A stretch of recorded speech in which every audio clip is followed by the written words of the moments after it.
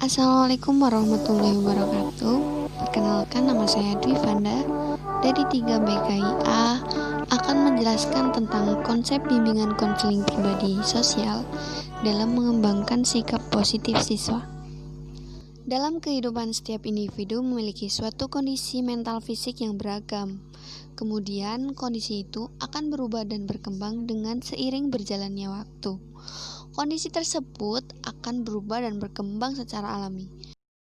Kondisi yang dibawa sejak lahir pasti berubah dan berkembang melalui fasilitas, baik berupa sarana dan prasarana dalam diri maupun lingkungan siswa. Sarana dan prasarana yang dikenal adalah sosio-emosional, kelengkapan yang dibutuhkan dalam proses belajar dan makanan. Bimbingan pribadi sosial.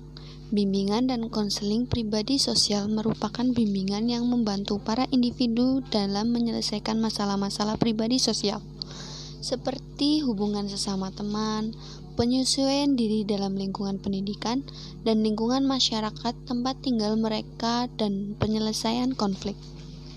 Banyak pendapat-pendapat dari ilmuwan tentang arti dari bimbingan konseling pribadi sosial. Contohnya, yaitu dari Abu Ahmadi. Menurut Abu Ahmadi, bimbingan pribadi sosial adalah seperangkat bantuan kepada peserta didik agar dapat menghadapi sendiri masalah-masalah pribadi dan sosial, memilih kelompok sosial dan kegiatan reaktif yang bernilai guna, serta berdaya upaya sendiri dalam memecahkan masalah pribadi, rekreasi, dan sosial yang dialami. Dalam konsep bimbingan dan konseling, secara implisit ada alasan mengapa perlunya individu diberikan bimbingan, termasuk bimbingan pribadi sosial, yang dimaksudkan untuk membantu individu membuat keputusan dan memecahkan masalah. Berkenaan dengan pemecahan masalah, masalah individu ada yang bersifat pribadi dan sosial.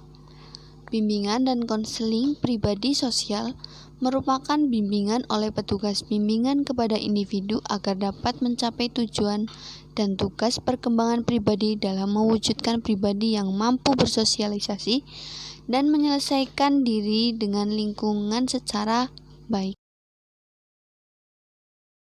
Dalam melaksanakan program bimbingan pribadi sosial, tahap-tahap pelaksanaan program bimbingan pribadi sosial yaitu perencanaan, pelaksanaan, evaluasi kegiatan, dan tindak lanjut. Sikap mental positif. Ada banyak definisi mengenai sikap. Gujjoningrat mendefinisikan sikap sebagai potensi pendorong yang ada dalam individu untuk bereaksi terhadap lingkungannya, segala hal yang ada di dalam lingkungannya. Graham HT mengatakan bahwa sikap merupakan karakteristik individual yang berhubungan dengan tata cara seseorang bereaksi terhadap objek atau situasi tertentu. Reaksi ini sangat bergantung pada pengalaman pribadi masing-masing individu. Terlihat ada kesamaan kata seperti konsep atau sebagai sesuatu yang ada pada dalam diri manusia dan reaksi sebagai bentuk tindakan terhadap sesuatu di luar. Tentu banyak lagi definisi tentang sikap atau sikap mental yang ditulis dari orang lain. Di sini, saya mencoba membuat definisi sikap mental yang menyeluruh, sederhana, dan mampu menjelaskan dengan gamblang. Sikap adalah konsepsi perilaku yang muncul dari jiwa seseorang sebagai reaksi atas dasar situasi yang mempengaruhinya.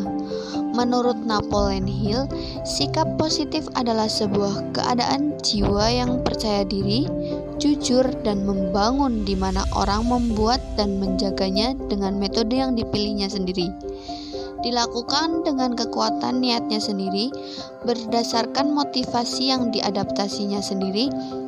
Selain itu, faktor juga mengungkapkan bahwa sikap positif adalah suatu kepercayaan yang dapat meningkatkan prestasi ini melalui proses-proses pemikiran optimis.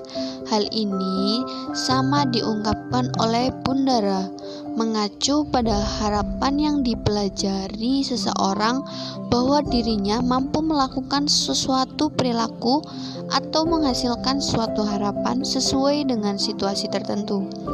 Berdasarkan beberapa pendapat di atas, dapat disimpulkan bahwa mental positif adalah mental yang terdapat dalam suatu situasi. Selain itu, sikap mental dapat berbentuk oleh karakteristik-karakteristik yang disimbolkan dengan kata integrasi, keyakinan, harapan, optimisme, keberanian, inisiatif, murah hati, toleransi, ramah tamah, dan bijaksana. Sikap mental positif adalah aspek terpenting dalam kepribadian yang menarik. Sikap positif bisa mempengaruhi nada bicara, postur, dan ekspresi wajah Anda. Sikap ini juga mengubah suatu ucapan yang menentukan watak emosi yang dapat dirasakan. Sikap ini mempengaruhi segala pikiran dan buah dari pikiran tersebut.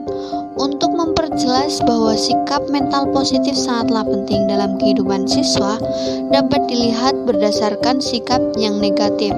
Sikap ini menurunkan antusiasme dalam diri siswa, memanjarkan imajinasi, menghilangkan keinginan untuk belajar bersama, menganggap pengendalian diri itu tidak penting, membuat siswa merenung tanpa menyelesaikan suatu apapun, seolah-olah membuat pikiran kita tidak terpenuhi apapun.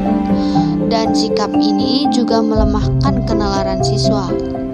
Namun, memang pada dasarnya bahwa sikap positif sebagai menciptakan diri mampu menghadapi rintangan dan yakin akan potensi dirinya. Sejalan dengan ungkapan Bandura mengatakan bahwa keyakinan akan seluruh kemampuan ini meliputi kepercayaan diri, kemampuan menyelesaikan diri, kapasitas kognitif, kecerdasan, dan kapasitas bertindak pada suatu yang penuh dengan tekanan. Orang yang ekspektasi efikinya tinggi dan harapan yang dicapai nanti, maka akan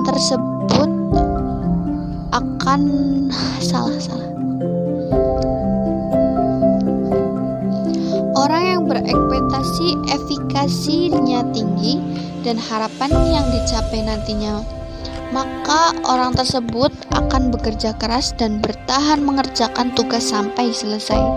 Percayaan tersebut, keyakinan diri atau self-efficacy, merupakan faktor kunci dalam perantara hidup.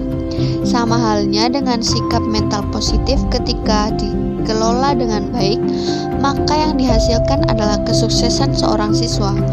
Dengan kata lain, bahwa sikap mental positif merupakan keadaan mental psikologis yang membangkitkan rasa keberhasilan melalui sifat optimik dan menantinya akan menciptakan pribadi yang lebih baik. Di dalam Comprehensive Counseling and Guide Program Development Guide ditegaskan sub-sub dalam dominan atau aspek bimbingan pribadi sosial, yaitu pertama, konsep diri, kesadaran diri, dan penerimaan diri. Kedua, emosi atau kedewasaan emosional. Ketiga, keahlian dalam hubungan antar pribadi. Keempat, problem solving atau keahlian dalam pembuatan keputusan. Yang kelima, manajemen perilaku. Dan yang terakhir adalah keamanan pribadi.